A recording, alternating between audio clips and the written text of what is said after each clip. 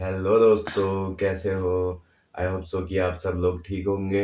और मैं अपने इस नए ब्लॉग पे आपको दिखाऊंगा यहाँ के गर्मियों की कुछ मस्ती, और जिसे देख कर आपको बहुत मजे आने वाले हैं। So keep watching and support me. 20 minutes later.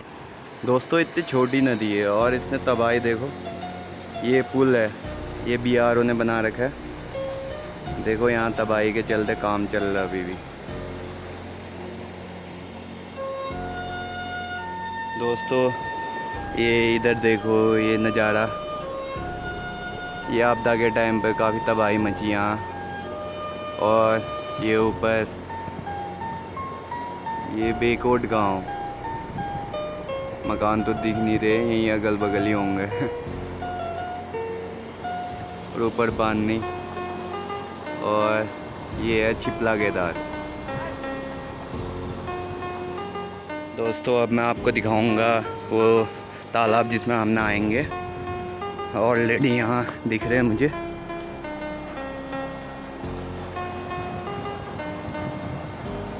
ये देखिए, कई सुंदर नज़ारा, गोड़ी नदी।